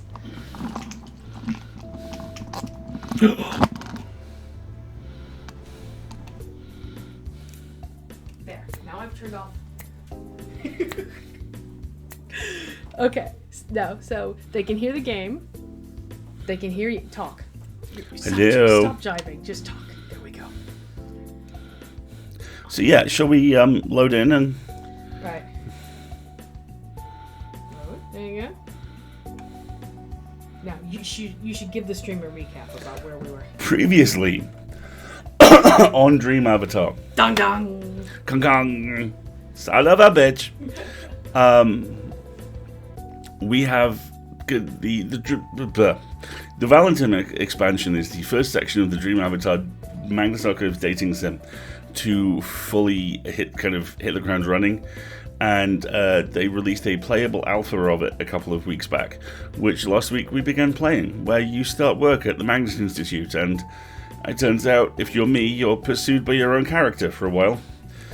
And there's some shenanigans as Tim decides that he's going to run the Valentine's Day party, which John missed every possible meeting for. And now we've been summoned to Elias's office. Yeah, and such. We have? Yes. Oh no. Elias's office. I haven't been here more than a handful times, but the place always makes me uncomfortable. Maybe it's the frickin' faceless painting on the frickin' wall. Elias, a Valentine's Day party, you say? I see. Sasha, yes, we hope that's okay with you. Elias, oh certainly, as long as it doesn't interfere with your work and is workplace appropriate. Yeah. Are you just gonna add yeah? I may add yeah to most lines tonight. Yeah. Wait, I have something for this! Elias, actually, I do have one more condition. Winning smile, delighted look. Oh.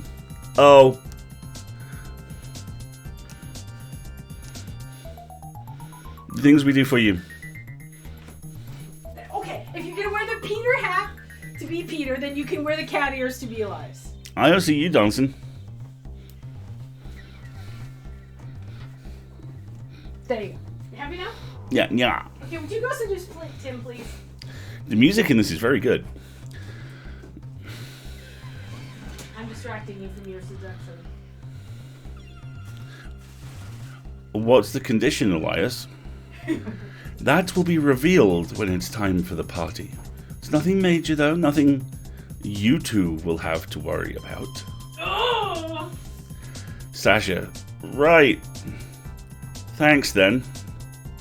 Elias, have fun. Sasha and I exit the office, and we both breathe a sigh of relief, because we know instinctively our boss is a horrifying, evil little man. Is that what it actually says? No. Okay. Sasha, well, that was something. Alright then, we have some planning to do. I need to do some follow-up on the statement first, though. I'll catch you later, yeah?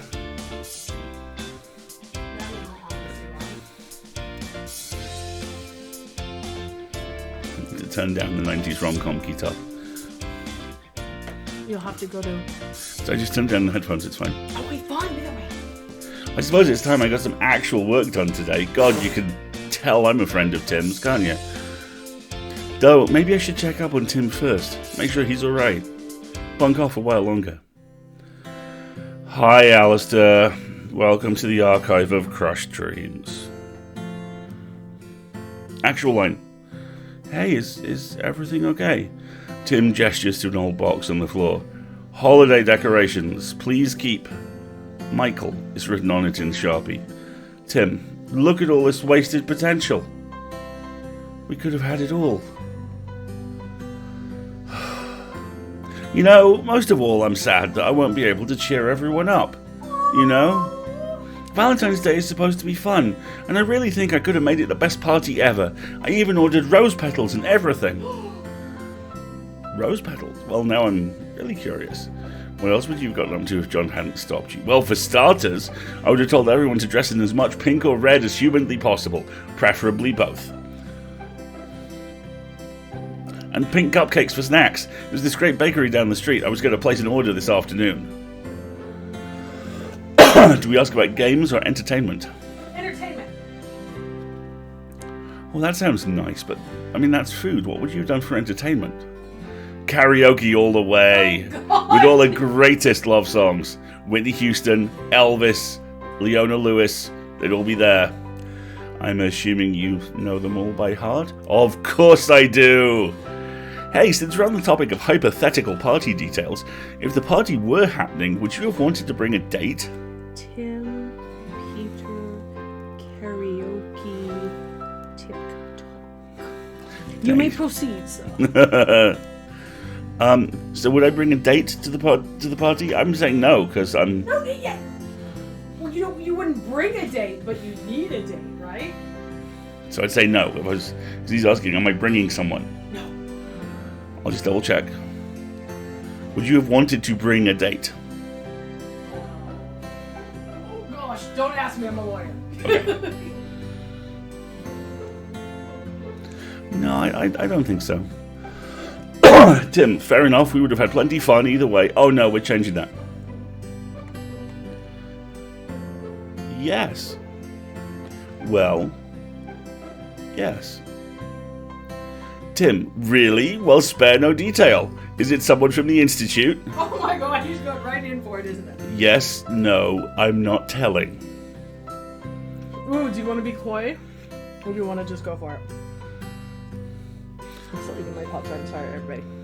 What do we think? Just go for it or be coy? Well, just say yes, it's someone from the Institute. Ooh, spill. Who is it? It's Tim. No, I can't. Well, let me know if you decide if you want to share, but you should go for it. You never know who might secretly have a crush on you. Anyway, while I do love talking to you, I really ought to get some work done. If John sees me slacking, he'll have my head. And not in the fun way. Hey! I should probably get to work too, otherwise that spooky old man's going to chase me again.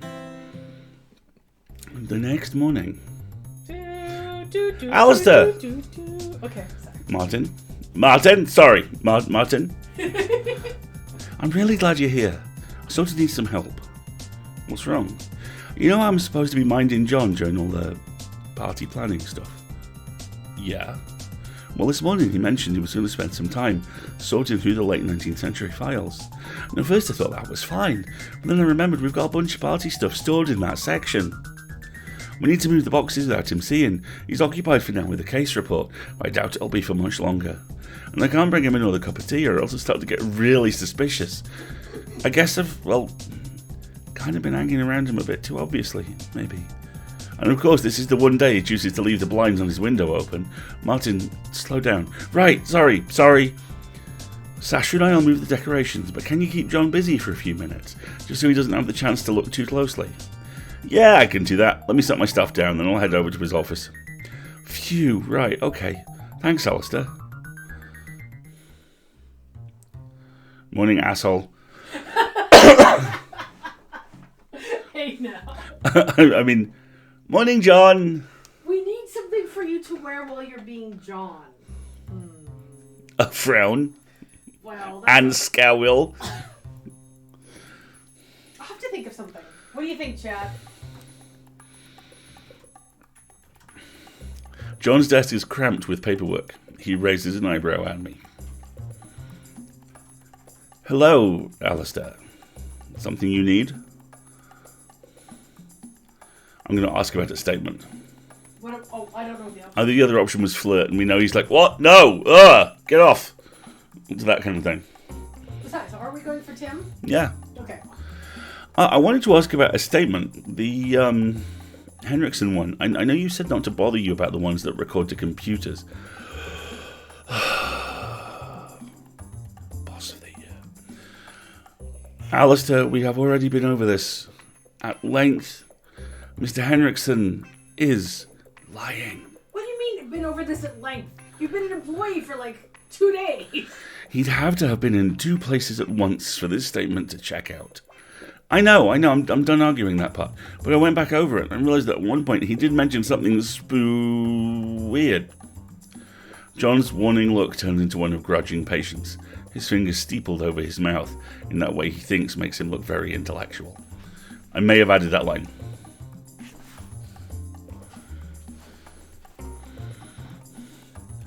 What? I see John's eyes dart over my shoulder for a fraction of a second. Are Sasha and Martin moving out there? I super casually slide myself back into his line of sight. He mentioned seeing a faceless ghost or screaming fish. Faceless ghost. Spooky. A faceless ghost. It reminded me of something I read in case 00324, pardon me, hashtag 0032408, with the brothers from, certainly not. The Guerrero brothers rescinded their statement anyway. Apparently a family member came forward and confessed to it being a prank. We go back and forth for at least 15 minutes, each insisting that the other is being too stubborn. I almost feel bad getting him so wound up. But, he's still John, and he says things like, if a person comes to this institute to lie, they deserve to get eaten by whatever hideous monster they didn't see. Really? So I won't lose sleep over it. How'd it go? Oh, so that was that was me. Pardon me. How'd it go? Martin, good, I think. We took them a little further back. Was John suspicious? So let me get this straight. I just tangled with Chuckles McGee for 20 minutes about the Flying Karamazov brothers or whatever the fuck, and you moved them from one shelf to a shelf a bit further back. Portraits in courage, T-boy. I think he was a little too busy foaming at the mouth to be suspicious of anything. I got him going on wacky statements. Oh, why didn't I think of that? Just get too nervous, I guess. Still a bit nervous, to be honest. Look, shaky hands. I just don't like lying to him, I think. We need something for you to wear when you're being Martin as well.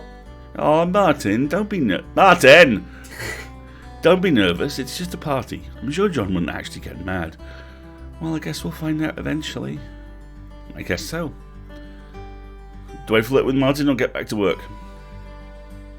I don't know. Are you a flirt with Martin kind of person? I think I'm all about Tim this playthrough. Alright, we're all about Tim. I shrug. Until then, I suppose I'm going to go get some work done. Sure, don't let me keep you. I head back to my desk and flip open a case file from my in tray. Time for some lovely follow-up investigation. Sometime later, we're all focused on our respective work. The archives have been quiet for a while. Martin seems back to normal as well, which is good.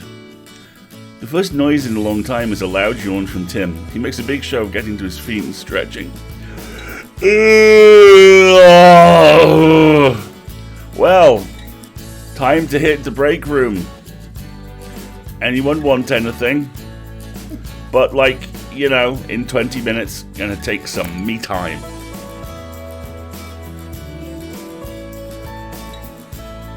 The rest of us exchange bored looks and flat head shakes, but underneath that there's a secret, shared eagerness for Tim to be out of earshot. I can't believe I called the finger gun successfully. Suit yourselves! Pew pew pew! It's right there, it's right there! And with those trusty finger guns, he bounds away. Martin and I immediately swivel to face Sasha, who whips a folder out of her desk drawer and extracts a typed list. Right, I've narrowed our options down, borrowing some of Tim's more, Tim ideas. Alasdair, will you place the orders as we go through?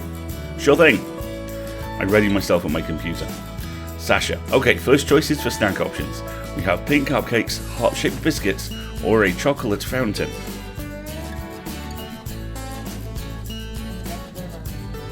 Pink cupcakes, that's what Tim would want.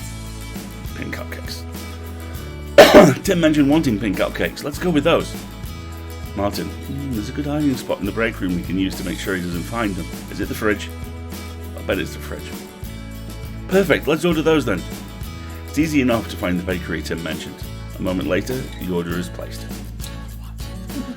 Okay, next choice, games. We have a pie eating contest or pin the heart on the teddy bear. Both. Why not both? Well, the pies will be a bit messier, but they both sound pretty easy to do. Plus, people who don't like pie or mess can still have some fun with another activity. Sasha, sure, no arguments there. Alright, and after that we have aha! Right. Should we serve alcohol?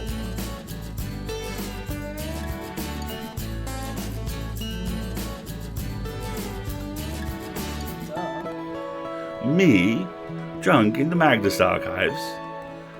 My reputation, yes. Yeah, let's. Okay, just one more thing. I love it. Should we serve alcohol? Yeah. Alright. Oh, what was that? Just one more thing to decide. Entertainment. Our options are renting a karaoke machine, hiring a cellist, or there's this cute baby Cupid service. That sounds fucking terrifying. Music's coming across as kind of loud, apparently. Okay, let's see if I can just read that.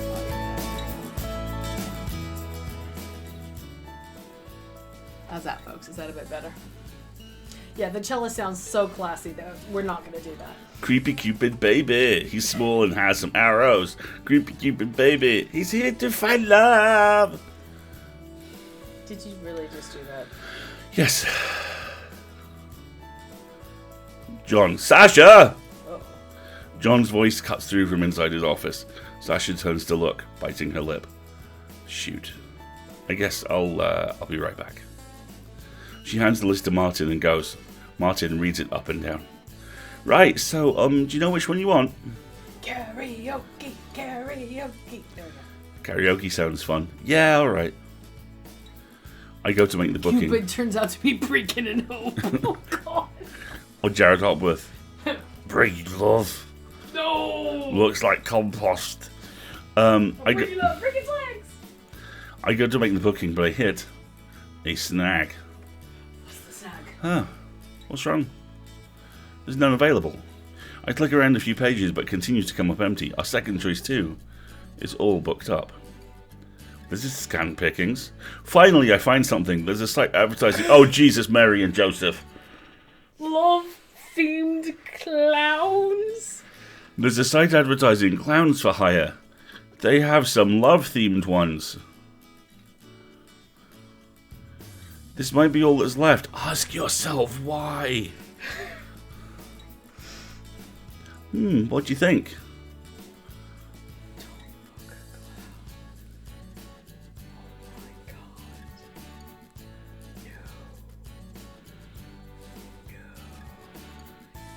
No.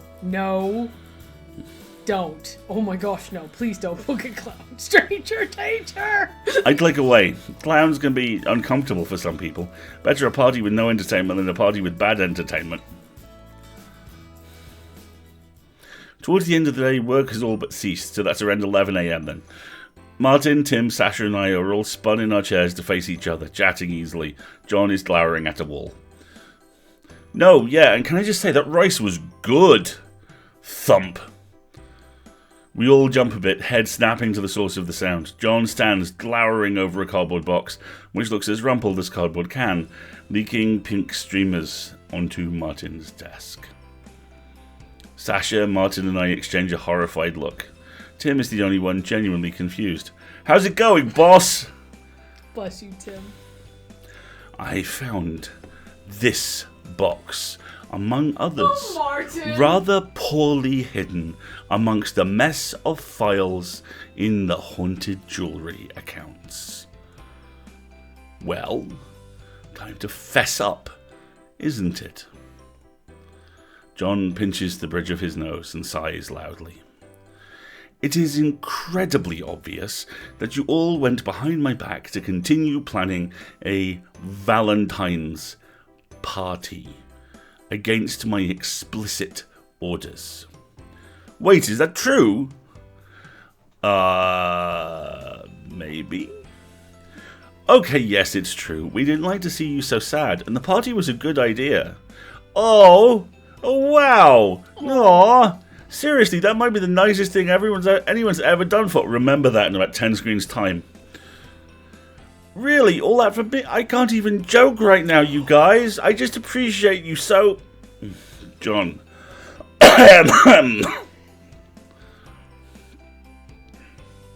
Sasha, now, before you say anything, technically it was only Tim you said couldn't plan a party. And we have some expense forms from Elias. That's true. All our purchases were approved by him. She produces the expense forms. I wonder, as John's eyes scan the page, if he resents having hired such an organised assistant in this particular case. Get him, Sasha! I can see that I am outnumbered here. We all exchange hopeful looks, which seems to make John cringe, as if he already regrets what he's about to say. Having reviewed the rest of your secret inventory, I found nothing that inherently sacrifices the dignity of the Institute. Dignity. Therefore, I have decided that I am fine with it, so long as Tim pumps his fist into the air. Yay! Woohoo! Does that mean the polls I ordered? No, Tim, we did not order everything on your original list. We do acknowledge that there was a reason you got banned in the first place. Aww. Polls, huh? I have decided that I am fine with it, so long as it does not interfere with your regular work getting done. I suspect that we have already lost enough productivity from all this skulking around. Skulking around is your productivity, John. That's what you do. Amidst these scattered cheers, Tim reaches under his desk and rips open a bag of rose petals in celebration. Aww. John scowls and begins to reprimand him over the mess, but Martin intervenes, and I realise The party is really, truly on. And now all that's left is to attend. And that's a perfect place to leave it. Should I invite someone as a date? Stay there. Just stop there. Okay. But you can't invite Tim. I can Just invite save him. him. Just save here. Just save here. Just save here. Okay. Okay. And we'll decide if you're going to take a date next time. Yes. How's that sound? All right. I'm now exiting the game. Oh, I have to push buttons. Hold on. Hold on. There you go. And we're back in the room. Before we close up for the night, Yeah. I have a shenanigan request. A shenanigan request. Yes. Which is? Mine. Yours. Yes. You have a shenanigan request. What shenanigan are you requesting, my love? Earlier today, Compost Witch sent me a prompt of sorts talking about the delightfully named, is it the Evergreen or the Evergreen Dainty or something? I am not keeping up on all of that. Either way, there is this frickin' enormous shipping ship in the Panama Canal, which has attempted to take a right turn in a straight line To Albuquerque and has failed. run aground. Also, brilliantly, if you look at their guidance computer, they had pretty clearly plotted a course which was a dick and balls in the holding area before failing to successfully enter the Panama Canal. I adore you. Of course you picked up on that. So, like I say earlier, Compost Witch very kindly made a suggestion, and I came up with some things. And these are the things I came up with. Can you include a link to them in the chat for everybody, please? Yes, of course. One moment. I'm going to teach you how to do this live. So this is the Trailhead tweet. Okay. Yes, large boat idiocy is about to ensue. Large boat idiocy. Very well. The large boats. Quick, can anyone think of Peter Lucas themed jokes about the ship stuck in the Suez Canal? Suez, not Panama, pardon me. Suez. Yeah. Suez. Is this as Peter? Some of these are as Peter. Hold on. Elias. Peter. Okay. First one is annoyingly as Martin. Very well. Turns out all we had to do was tell him Elias was waiting at the other end with divorce papers, and he actually tried to Tokyo drift the ship. Now, what would happen if I pressed this? Nothing, Elias. Pause. Hall's wheel to one side. Yeah. Mother of 12 bastards, Elias. That is not how you do the Hully Gully on the Panama Canal. The Elias. Hold on. I wasn't done yet. Do wackadoo wackadoo. Thank you. Thank you. The Elias. Have you been slaloming the ship again? Elias noises. What constitutes Elias noises? Yeah.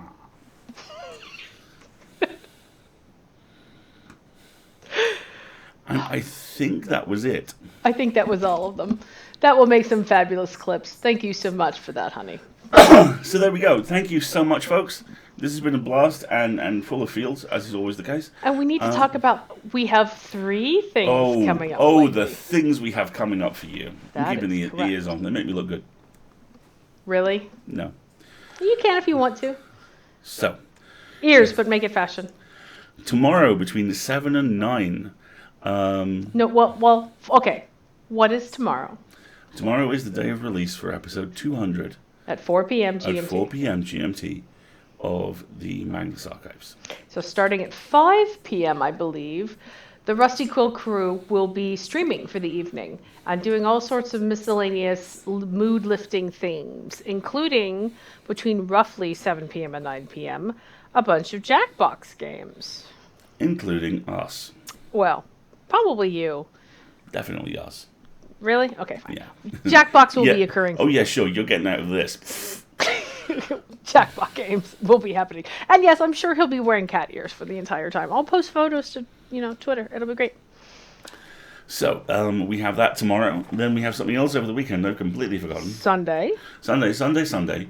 We have Marguerite's ongoing investigation into what appears to be the Illuminati's actual secret attempts to run the world in the council. Last week we were running around the garden stabbing a stone sword into statues. This week, hilarity will undoubtedly ensue. Well, I don't know. I seem to have to pick between deciding to start World War Zero or, going on with American history and selling half of America to the French. It's complicated. But that'll be Sunday. Mm-hmm. Oh, excellent plan to have chocolate. I really should have taken tomorrow afternoon off of work. I really should have. Anyway. And then next week we have Sheree Clark joining us to talk about The Unbound, their debut. The Unbroken. Their debut fantasy novel. Sheree is one of our editors at Podcastle. They are a phenomenally talented author and a fantastic human being. It's going to be a ton of fun to have them in to talk. Exactly. And then the week after that, we have another guest. We will have Bug! Premi Muhammad, ladies and gentlemen. The amazing Premi Muhammad. Everybody. The amazing Premi Muhammad, whose second book... In fact, no, Premi basically has... How can I put this?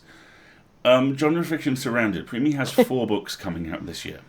One of which is a sequel to her utterly, utterly brilliant Kit Cosmic Horror in the Knackers and Run Beneath the Rising debut from last year, which I'm really looking forward to. Oh, hold on. This just in. We have one more Shanana tweet. Thank you, Compost. Sound of crashing slowly fades. Peter, oh God. Oh God, we just broke international shipping. Elias, with this big boat. Peter, no. Elias, big boat's a big boat man. Big boat man, he's a big boat man. Ooh, stinky little man. Yeah. And now you must all clip that and tweet it at Ben, who responded to the tweet. And that about wraps it up. I think that'll call it a night, don't you? We will see many of you... Oh, Forats, just so you know, there's going to be some Today stuff heading your way quite soon on TikTok about the Suez situation. Oh, poor Today. Oh, no. Oh, no. All right. We will see many of you tomorrow in our fields starting at 4 p.m. and then on Twitch throughout the evening and then over the weekend. So have a great time, everybody. Practice belligerent self-care. Oh, God, yes. For the next 36 to 48 hours. Check the TikTok tomorrow because Captain Lucas has some tips for you on that. Yeah, we got your backs, folks. Don't worry about it. All right. Have a nice night, everybody, and we'll see you later.